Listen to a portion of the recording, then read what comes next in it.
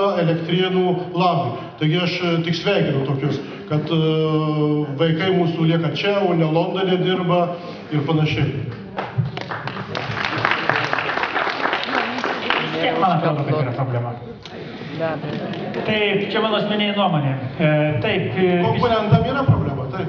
Išskirtinėje Naujosios Sąjungos reklamoje pirmas punktas siūlome darbą. Kur kreiptis? Tavas adresėlį galima? Galima, Naujoji Sąjunga būstinė yra Rungos 22. Tai ten ir dirbt? Taip, ten ateit dirbt. Iniciatyviems žmonėms mes siūlom darbą, bendruomenių pirmininkams mes siūlom darbą. Taip, būtent tokį darbą, kur jūs matot mūsų šūkį. Veikime kartu. Supratau, ačiū labai. Taip, tai paplokit, tai darbo vieta jau yra. Bet mikrofonas po truputėlį link čia turi keliauti, nes čia žmonės... Gerai. Noriu paklausti dėl viešumo. Mes prisimenam, kaip Seimas balsavo dėl Sacharuko. Taip.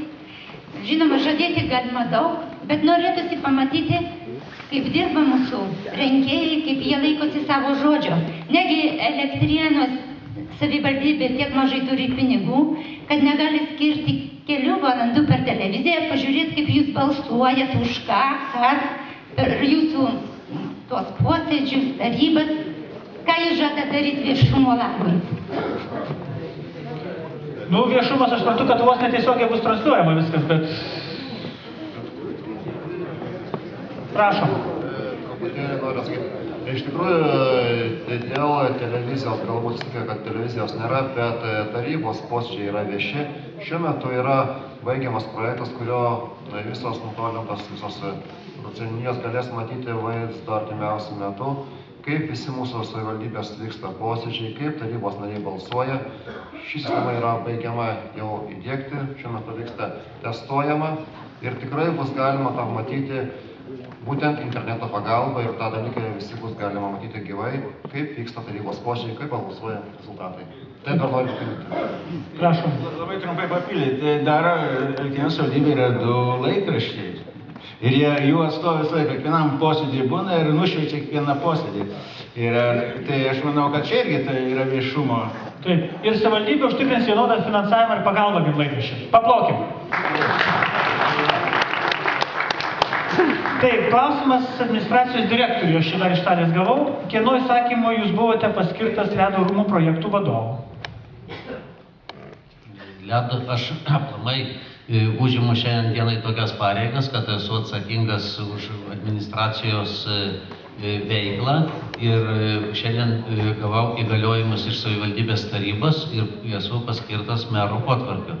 Bet atskirų projektų vadovų aš galiu dalyvauti, galiu nedalyvauti. Šiandien dienai iš tikrųjų Ledo rūmai yra paskelbta nacionalinės svarbos objektas, vienas iš stambiausių objektų mūsų savivaldybėje ir betarpiškai tiesiogiai, kiek turiu galimybės, kuruoju šį objektą, bet atsakomybė yra 3 žmonių.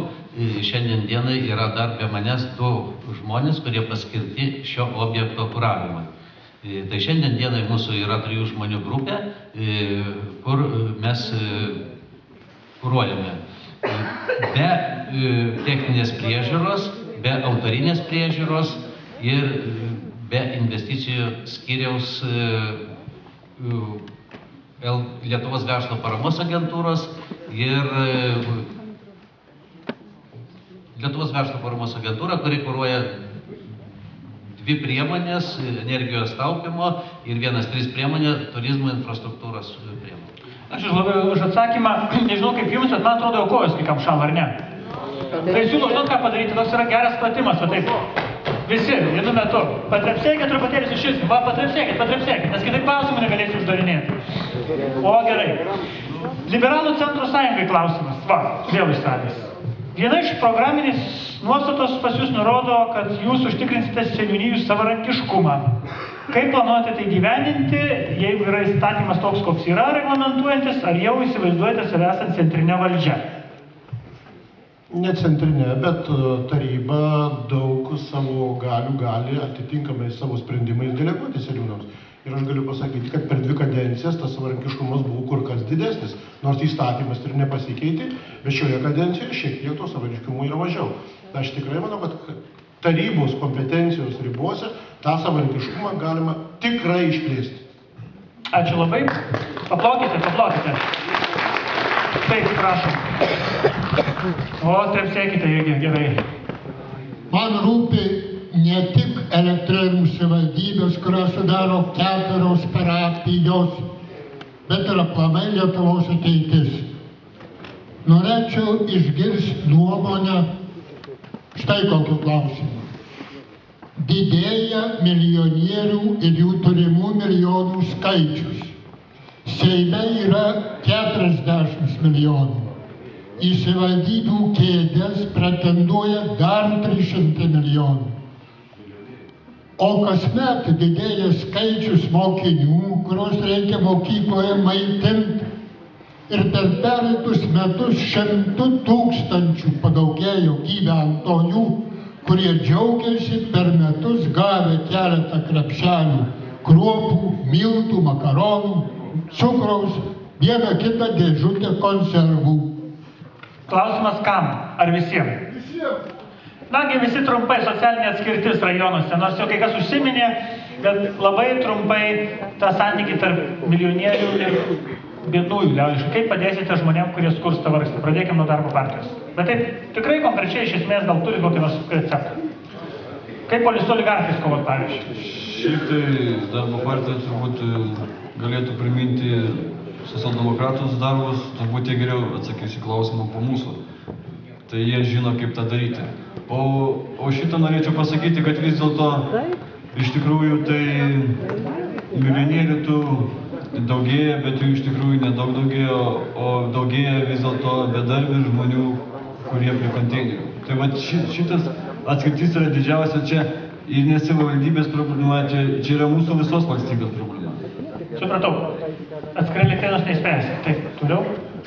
Tai ir Jaunosios Lietuvos programa ir yra numatyta į tai, kas skurdina labiausiai gyventojus. Tai yra komunaliniai mokesčiai, tai yra šildymo kainos. Ir mūsų programoje labai daug numatyta, kad gyventojai sutaupytų ir bent jau uždirbtų savo pinigus skirstų jau asmeniniam poreikiam, o ne tik šildymo augančiom kainom. Ačiū. Liberalų ir Centro sąjunga Vilniuje žadama 6400 atlyginimas, kai kas žada, gal Elektrėnų žinot, kokie bus, ne jūs žada, bet štai šiaip sakau, kai kas. Jūsų variantas dėl Elektrėnų. Aš nemanau, kad reikia bijoti milijonierių, kadangi darbo vietas kuria verslų žmonės, tie, kurie sugeba tai padaryti, ir kuo daugiau bus verslių žmonių, tuo bus daugiau darbo vietų, tuo bus didesni atlyginimai. Taip. Aš norėčiau paantrinti, tačiau noriu dadėti tik tai tas, kad vis dėlto tas atitraukimas nuo labai turtingų ir nuo, sakykime, žmonių, kurie ties ribą, tai mes tiksliai negalėsim sumažinti viso Lietuvoje, tačiau per tas programas, kur mes sakėm užimtumą, darbo vietų kūrimą, mes galėtume tik tai pakelti tų žemiausių sluoksnių pragyvenimo lygį tam, kad jie nebūtų ties riba. Tai va tiek. Ačiū labai. Paplokim laiks nuo laiko, nes kažkaip... Taip. Prašom. Noriu paantrinti Vaitukaičiui, iš tikrųjų milijonierių nereikia bijoti. Jie savo milijonus kojinėse nelaiko, o leidžia apyvartą. To skurdami darbo vietas ir žmonėm. Supratau, nepriešinti atlyginimai. Supratau, Naujoji sąjunga. Nereikia bijoti milijonierių, bet Naujosios sąjungos yra toks pagrindinis tikslas stiprinti vidutinioji klasė, kur Lietuvoje yra labai nedidelė ir silpna. Todėl būtent šitas sluoksnis socialinis ir, man atrodo, ištrauks Lietuvą iš skurdo, apie kurį mes kalbame. Tai vidutinis sluoksnis, socialdemokratai, darbo vietos ar kažkas kitas atskirtis? Nereikia bijoti, bet reikia labai aiškiai pasakyti, kad milijonierius visų savo pinigų, kaip ir įmonių vadovai, negali pasimti savo, ignoruodami, pažeidinėdami darbuotojų interesus. Ir mūsų partija dabar darė šitą nuosekliai ir darys ateityje, nesvarbu kiek turėsim vietų taryboje, kad darbuotojų interesai būtų saugomi ir jų teisės nebūtų pažeidinėjamos. Taip, ačiū. Geldainam. Tvarka teisės saugoje ir pinigų atsiras. Atimsim. Ne, juokauju. Taip, Tėvynės sąjunga. Manau, kad milijonierius milijonieriui nelygus ir reikia džiaugtis, jeigu didėja tokių tikrų milijonierių, kurie gerbė įstatymus, kurie, aiškiai, susikrovė savo tą kapitalą iš darbo savo, iš savo sumanumo. Tai ko tokių bus daugiau, to bus geriau. Bet, aiškiai, jeigu tie, kurie, kaip sakoma, pažeisdami įstatymą susikrovė, tai tokius reikia. Institucijos turi bausti. Supratau, ačiū. Kada valdžioje bus tikrosios kairiosios partijos, be abejo, tada bus darbo žmonėms lengviaus. Aišku, nereikia bijoti milijonierių, bet tie milijonieriai turėtų įdėti dalį savo pinigų į socialinius verslus, kad būtų lengviau bendruomeniai. Ačiū. Reikia skirti žmonės, kurie uždirba pinigus ir kurie juos pavagia. Arba kažkokiu tai būdu sugeba jų pasidaryti. O kaip dėl pirmo milijono, sakoma, jis visą laiką taip kažkaip? Nežinau, aš turiu turbūt netoli milijono deklaruojamo turto, bet nežinau, kaip rytoj atiduoti skolas. Ačiū labai. Taip, kad aš manyčiau, kad niekam niekas nedraudė uždirbti to pirmo milijono. Ir tas, kuris neuždirbo ir neturi už ką pavalgyti, yra žmogus nuskriaustas, kuris negali to padaryti ir tuo turi pasirūpinti visuomenė arba, bet tai manau, ne savivaldos lygyje yra. Ir yra žmonės, kurie tingi ir nori, kad juos išlaikytų. Tai vat, reikia žiūrėti ir šitą pusę žmonių. Tiesiog jie nenori dirbti. Taip, Lenkų rinkimų akcija. Aš pritariu kaimynų iš kairės, nes yra labai daug žmonių, kurie nenori dirbti. Sako, jeigu nori žmogų nuo bado apginti, tokią meškerę, ne žuvį. Bet yra tokių žmonių, kurie laukia tos žuvies gatavos, gal dar ir iškeptos. O taip tai reikėtų kurti daugiau darbo vietų, kad visi galėtų dirbti ir pakankamai uždirbtų, kad oriai galėtų pragyventi. Taip, centras. Centro partija. Numeris 138, primenu. Tam vienam žmogui, kur mes visi dirbame. Esmė kokia yra? Mes maišom du dalykus. Savivaldos klausimus ir Seimo įstatymo rašymo klausimus. Pirmiausia, neįspręsta progresyvinių mokesčių sistema. Užsienyje yra labai daug, žmonės atiduoda tie oligarchai net 50-60% savo uždirbtų pinigų į biudžetą. Neįspręsta turto mokesčių problemas yra eilė kitų. Čia reikėtų, kada bus rinkimai į Seimą, o partijos, kurios tos dalykus deklaruoja, juos rinkti ir įvedus įstatymiškai būtų įspręsta dalis šių problemų. Ačiū labai, tvarka teisingumas. Tvarka teisingumas turi kelis punktus ir jie visi nukreipti yra į, sakykime, į socialinės atskirties mažinimą. Aš jų dėl, taip jau nepiknaudžiausiu, o paskaitysiu realų vieną, kuris turėtų pagerinti, sakykime, materialinę padėtį visų Elektrėnų ir Vievio gyventojų. Tai vat jisai skambėtų taip, 15. Sukurti realią gyventojams suprantamą ir priimtiną gyvenamą būsto renovacijos programą. Sukurti tam tikslų finansinį mechanizmą ir pradėti šios programos įgyvendinimą ne vėliau, kaip nuo 2013 metų sausio 1 dienos. Ir jeigu gyventojai išmokės mažiau už šilumą, tai aišku, jų pajamos padidės ir jie turės daugiau knygom, teatrui, duonai ir visam kitiem. Ir yra dar visa eilė punktų, kurie irgi kam įdomu, elektrėniečiai, nežiūrėkit, kad čia ne jūsų partija, tiesiog pasiskaitykit. Gal mums idėjos tos tiks įgyvendinsim paskui, būdami tarybos narės. Aš labai tik patikslinsiu, kad jeigu už šildymą mažėja mokesčiai, tai pajamos nedėja, tiesiog išlaidos mažėja. Vieną repliką galima? Bet tai ne tas pats, taip, prašau. Pavyzdžiui, aš galiu pasakyti, kad Suomijoje policija duoda baudas priklausomai nuo to dydžius, kiek žmonės uždirba. Tai jūs siūlote baudas mažinti? Ne, vienas iškreipė žodžius. Aš tik klausiu. Aš sakau, gauna žmogus baudą nuo to, kiek jisai uždirba. Jeigu jis uždirba, daleiskim, 10 tūkstančių, jis gauna didesnę baudą. Jeigu jis uždirba 6 tūkstančių, jis gauna mažesnę baudą. Ačiū labai. Taip, prašom. Krikščionių partijos pagrindinė nuostata, čia be abejo ne savivaldos galbūt funkcija būtų arba neįgyvendinama, tai esmė ta, tikrai pritarėm Naujosios sąjungos pirmininko pasakymui. Esminis dalykas tai vidutiniosios klasės arba vidutinės pajamas gaunančio verslininko piliečio formavimą. Šiandien dienai iš tikrųjų yra labai negerai. Šitas žmogus, kuris pasisakė, labai teisingai pasakė, jeigu 5-9% oligarchų valdo mūsų ekonomiką, tai negerai. Ačiū labai. Na ir liberalų sąjūdis? Mums turbūt labiausiai nepasisekė, kadangi daug šnekėjo žmonių ir praktiškai pasakė labai daug visokių patarimų ir norėčiau tik tai pridurti tiek, kad mes galvojame, kad milijonieriai yra milijonieriai, bet turėtų ateiti toks laikas, kad milijonieriai vis tik turėtų atsigręžti į tuos, kuriuos jie aplenkė ir yra begalė žmonių, kurie tiesiog nesugeba dirbti, yra kurie negali dirbti ir tai turėtų jų tokią geranorišką gaida paremti visuomeninės organizacijas šelpiančias ir prižiūrinčias invalidus ir kitus negalinčius žmonės. Ir vienintelis dalykas, ką galėtume mes pasiūlyti tokiu atveju, kad tikrai, kai buvo pasakyta, kad mokesčiai yra didesni, aišku, milijonierius turėtų daugiau mokesčių mokėti ir jų pajamos turėtų būti didesnės, skiriamos 50 ir daugiau procentų visiems tiems, kurie negali, nesugeba savim pasirūpinti. Ačiū labai. Na, aš kaip šioks toks pablokim.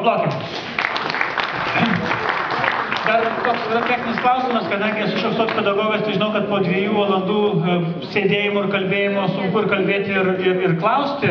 Tai jeigu būtų klausimų konkrečių ir prašyčiau tų, kurie kalbate, viskas jūsų rankose. Kuo trumpiau ir konkrečiau atsakinėsite, to greičiau galėsime gavę atsakymus iškeliauti, galvoti ramiai apie rinkimus. Taip, kad dar keletas klausimų, prašom. Galima 2, bet trumpus. Taip. Liberalų sąjūdžiai ir ponai Dainiai Žymantienei. Rizikuoju būti apkaltintas provokacija, kaip jau buvo įvykę iš liberalų sąjūdžio pusės, bet prašau atsakyti, kodėl jūsų rinkiminiam sąraše daugiau kaip pusė kandidatų yra arba profesinio mokymo centro darbuotojai, arba jų šeimų nariai. Vienas klausimas ir antras. Ir antras klausimas, ponė Daina Žymantienė akcentuoja save kaip kovotoja su korupcija, kad atėjus į tarybą jinai kovos su korupcija ir iš to aš darau išvadą, kad jinai žino korupcijos atvejus dabar savivaldybei. Ir jeigu jinai ruošiasi kovoti, tada prašau išvardinti bent keletą konkrečiai, kas jai žinoma. Ačiū. Ačiū. Konkretus klausimai, konkretus atsakymai, tikiuosi. Eiliškumo tvarka ta pati. Manis. Tai ne man. Teisingai. Aš tik galvojau, kad šiandieną yra vasario 14, taip sakant, meilės diena ir norėjau užleisti eilę moterį. Korupcija vietos neužleiskit, ten dar antras klausimas. Tai va, dabar, jeigu taip jau išėjo, kad reikia šnekėti, tai vienas dalykas, tai man atrodo galima įsivaizduoti daug ką. Čia tikrai reikia turėti lakią fantaziją ir sakyti, kad, pavyzdžiui, taip ar kitaip darosi. Pavyzdžiui, mes visiškai nenagrinėjom, kokiais principais dirba kitos partijos ir visa kita. Ir jeigu žmonių, suprantat, kolektyvas kažkaip tai palaiko savo vadovą, tai yra labai gražu ir vadinasi, vadovas yra labai geras. Ir todėl matyti tame kažką tai blogo, tai tada galima bet kuriame dalyke matyti blogą. Ir aš galėčiau pasakyti tada dar, jeigu žiūrima ir ieškima tik tai kažkokio tai blogio ir ką mes galime šnekėti apie savivaldybės darbą ateityje. Man atrodo, kad savivaldybės, tai yra tarybos darbas turėtų būti kaip tik tai jungiantis, o neskaldantis, kaip dabar buvo pateiktas šitas klausimas. Tai yra su potekste. Ir aš skaitau, kad mano tokia yra nuomonė. Ačiū labai. Paplokit, tai atsakymai. Ir gerai. Žinau, bet dar ne laikas. ir jie vieta. Tai gal pabėgs po to jie? Tokie dalykai nepabėgs. Supratau, savi vietiniai nepabėgs. Toliau? Turbūt niekas nepaneigs, kad stiprus žmogus yra dvasingas, o dvasingas tas, kuriam rūpi kultūra ir menas.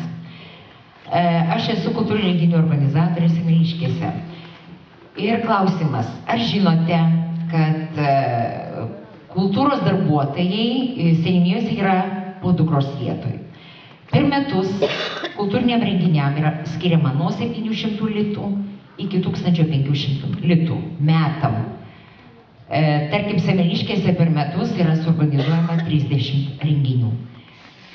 Kaip jūs įsivaizduojate, ar ir toliau bus tokia sistema ir ar jūs turite savo planuose, ar savo programuose, kur iš tikrųjų į kultūrą kreipiate dėmesį?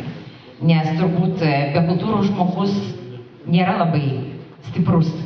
Ir tik nesakykit, kad kultūrinius renginius galima be pinigų padaryti, tai mes žinom, mes tą darome. Minėjimai, edukaciniai, užgavėnės, viską tą žinome. Bet ką daryti, kai į kaimą atvežti norisi gerą profesionalų chorą, kai norisi atvežti tikrą teatrą arba klasikinį koncertą. Vėlgi nesakykit, kad reikia rašyti projektus. Mes priklausom seniūnijai, mes neturim nei sąskaitų, nei atspaudų, mes projektų rašyti negalime, mes galim šlėtis tik prie bendruomenių. O yra seniūnijose kultūrinių renginių organizatorių, kur su bendruomenėmis nėra tarpusavio suvokimo. Kaip jūs galvojate spręsti šitą problemą? Kam konkrečiai klausimas? Visiems gal? Ne visiems. Gerai. Ne visiems, aš taip ir noriu sakyti. Tiesiog, nori atsakyti 70 numeris. Prašau, gal 16 turi minčių numeris. Taip, raudonieji, geltonieji, prašom. Mūsų partijos strategija kultūros srityje yra ne teatrų profesionalių vežimas į kiekvieną kaimą ar įžymių atlikėjų vežimas į kiekvieną kaimą ir skiriami jiem dideli pinigai, o sudaryti sąlygas žmonių, elektrėniečių, Elektrėnų savivaldybės žmonių kultūriniai saviraiškai. Ačiū. Kultūros darbuotojai turėtų dirbti kultūrai ir jie turėtų nebūti, kaip dabar yra, priskirti prie administracijos, jie sugrįžti vėl turi į bendruomenę ir rūpintis tuo kultūriniu darbu. Aišku, lėšų reikia tikrai daugiau skirti tam reikalui. O pinigų? Daugiau reikia skirti, be galvų. Ranką kelia žmogus pinigų turi. Prašau. Pinigų aš neturiu, bet aš noriu priminti, kad visai ne taip jau senai buvo Elektrėnuose porą tų kultūros centrų ir kuravo visas senies, bet čia šiandien raudona tokia gija buvo, kad daugiau laisvės ir nepriklausomybės seniūnijom ir savo laiku mes ir atidavėm. Vietinė kultūra į seniūnų ranką, šiandien ta vietinė kultūra kažkodėl pradėjo verkti nuo tos laisvės. Tai dabar ką reikia, jeigu iš tikrųjų taip toliau verks, reikės vėl grąžinti į pirmykštę padėtį, bet tada nebeteks, seniūnijos tos laisvės. Ir teisų daugiau. Tai čia tokia dilema iš tikrųjų. Supratau, arba laisvė, arba kultūra. Atsiprašau, galima ir aš truputėlį įsiterpsiu, kadangi retsykiais aš ten sudalyvauju tuose renginiuose, kartais mes paremėm kultūros namus, kurie neturi pinigų. Tai aš žinau, kad buvo prieš keletą metų toksai projektas, kai vietiniam saviveiklininkam, iniciatoriam, kurie bando kažką tai daryti vietinių bendruomenių tarpuose, buvo siūloma, kad jam būtų mokama minimali alga, jie būtų koordinuojami ir jie bandytų vietoj bendruomenėse kažkaip tai būtent skatinti tą vietos saviraišką. Bet tam projektui nebuvo pritarta, kiek aš žinau. Ačiū. Ar bus dar svarbių klausimų? Naudokitės progą. Čia žiūrėkit, girdit kolegų užuominą, ar bus svarbių klausimų? Jeigu nesvarbus, galite ir pasilikti. Taip. Labas vakaras. Visi kalbam apie Kazokiškių sąvartyną, daugiausia šiandien, taip? Ir apie kultūrą. Turbūt apie kultūrą, aišku. Tačiau yra teisingai aktualu Kazokiškės, bet aš manau, kad modernizavus Kazokiškių sąvartyną, ir aišku, mes jau nepanaikinsim, tai čia faktas, bet jį, aš manau, reikia modernizuoti. Ir su gyventojais, aišku, visus tos klausimus, kuriuos galima jau šiandien spręsti. Jo, tikrai nepanikėsim. Bet yra dar vienas klausimas aktualus mano elektriniečiam ir savivaldybei. Mes turim tokią kaip elektrinę, didžiausią gigantą šį dienai.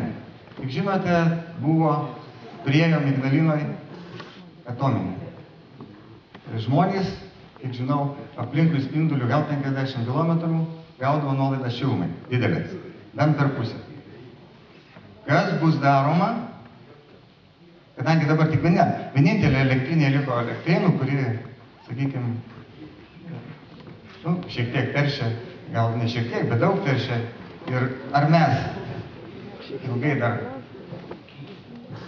ta prasme, kvėpuosim, kentėsim ir negausim už tai kompensacijos, tai vat, ar bus kas daroma to klausimu, kad sumažins žmonėms šilumą per pusę elektros kainas, sakykim taip. Žodžiu, ar už kančias bus sumažintos šilumos kainos? Tai kelia ranką žmogus jau sumažinti nori. Aš nežinau, čia ne nuo to priklauso, aišku, ne nuo savivaldybės priklauso, tas kainas, čia nuo kuro kainos priklauso. Bet aš noriu pasakyti, kad Elektrėnai iš tikrųjų gauna šiandien Lietuvoje pačią žemiausią kainą šilumos iš elektrinės. Žemesnės kainos šaltinio Lietuvoje nėra. Tai šitai vietoj čia yra metodikos klausimas, iš tikrųjų. Kažkada tai pavyko tą metodiką kainų komisijai pasitvirtinti ir Elektrėnų kaina yra pati žemiausia. Kitas dalykas, kiek ten priauga ir taip toliau, čia kiti klausimai, čia savivaldybės jau klausimai iš tikrųjų yra. Bet sakau, kaina priklausys nuo kuro kainos, kaina priklausys nuo to, ar Lietuvos elektrinė kaip šaltinis pradės kūrent biokūrą, yra pigesnį šaltinį. Ir be abejo, kad šildymo kaina priklausys nuo to, kaip vyks renovacija. Va čia yra didžiausia problema. Taip, dar jaunimas nori sumažinti kainą. Taip, jaunoji Lietuva trumpai. Dėl sąvartyno modernumo, tai jis jau buvo pastatytas modernus, moderniau nėra kur. O dėl kompensacijų kaip Visagine, tai 2009 metais kandidatuodamas į Seimą aiškiai pasisakėm su kolegomis tuometiniais, tai ir su Seimo nariu dabartiniu Jonu Lesiu, kad Elektrėnam priklauso kompensacijos už elektros energiją, taip kaip Visagine.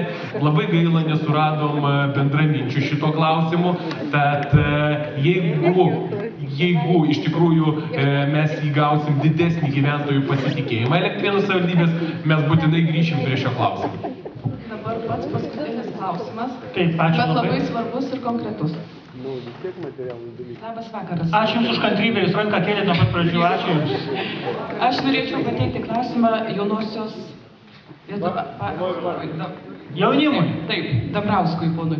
Jūs užsiminėte, kad Vievio gyventojams suteiksite galimybę atsijungti nuo Gelvitos ir kompensuoti jiems tą šildymą, kokį ten išlaidas. Jūs kaip tarybos narys turbūt žinote, kad Gelvita 100% yra savivaldybės įmonė. Kaip jūs žadat išspręsti tą klausimą? Nes čia irgi reikės lėšų, o kadangi žadėjote kompensuoti, tai turbūt jau irgi esat pasiskaičiavęs, nes čia jūsų viena iš programos nuostatų, kiek savivaldybei tai kainuotų. Ir dar toks mažytis antras klausimėlis. Jūs labai šliejatės prie Kazokiškių sąvartyno. Bet norėčiau paklausti, kodėl Alesnykų ir Kazokiškių bendruomenės atsiriboja nuo jūsų veiklos. Ačiū. Kaip mane mokė universitete klausimas, kodėl negali būti trumpas atsakymas. Gerai, tai trumpai, dėl Vievio gyventojų, be abejo, aš taip suprantu, kad jūs su Vievio gyventojais turbūt bendravote, jeigu šitą klausimą uždavėt ir žinot Vievio gyventojų nuomonę. Aš tikrai su jais bendravau, esu surinkęs jų parašus. Jie kategoriškai pasisako prieš tokias šildymo kainas, kai reikia mokėti 600 litų. Atvedus vamzdį niekas nepasikeitė. Ir mes turim pavyzdį Žiežmariuose. Tai yra pastatyti individualūs katilai. Be to dar paminėsiu, kad Vievio seniūnas, gyvendamas daugiabutyje, jau turi individualų pasistatęs katilą ir moka daug mažiau. Ir Vievio jau tokių nemažai gyventojų yra. Tai reiškia, yra precedentas sukurtas atsijungti ir kitiem gyventojam, o katilo kainos kompensavimas tai yra iš tikrųjų menkniekis palyginus, kokias dabar Elektrėnų savivaldybė turi išlaidas ir investicijas. Vat dėl pavyzdžio paminėsiu, buvo paimta 1,5 milijono paskola, UAB Gelvitai suteiktos garantijos, jinai pasėmė paskolą ir pati tiesė vamzdžius. Tai už 1,5 milijono mes galėjom patenkinti visų gyventojų poreikius ir pastatyti katilus, ir gyventojai to prašė ir būtų patenkinti. O dabar gyventojams reiks atiduoti 1,5 milijono ir dar su palūkanom tokiom pačiom. Tad šitų klausimų iš tikrųjų reiktų su vieviečiais daugiau pabendrauti, tada nekiltų šitoj vietoj klausimų. Dabar dėl Kazokiškio sąvartyno, tai iš tikrųjų esmė yra kokia. Mes esame Elektrėnai, ne Vilniaus sąvartynas iniciatyvinė grupė. Mes turim 3000 parašų. Ir jeigu sprendžiam klausimą, ar vienas žmogus myli Dambrauską ar nemyli, iš tikrųjų šiandien Valentino diena yra geras klausimas. Tai ar jie myli mane ar nemyli, aš tikrai ir Kazokiškių bendruomenės pirmininkę myliu, ir Alesninkų bendruomenės pirmininką myliu. O čia jau tas klausimas, myli, nemyli, tai iš tikrųjų, Ramunėse. Supratau. Myli, nemyli, nieko nepadėsi, čia vadinu diena. Aš norėčiau, kad visi labai paplotume visiems pretendentams ir kandidatams ir visiems atėjusiems.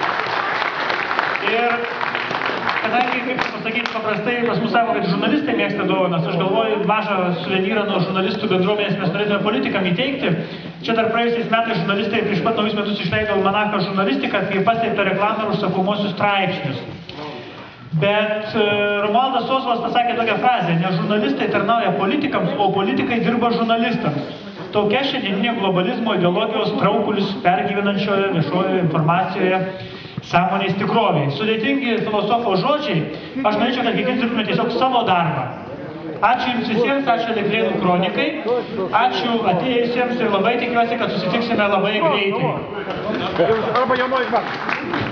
Aš taip pat noriu padėkoti Elektrėnų kronikos žurnalistams ir redaktoriams, kad vis dėlto debatus daro kiekvieną kadenciją.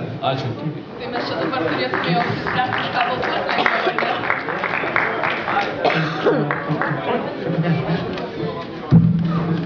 Aš noriu padėkoti ne tik darbo partijos, bet visų kandidatų.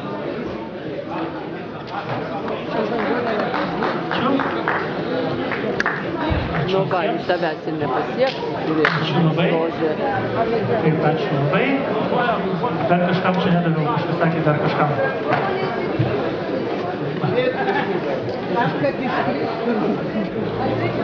Ačiū labai.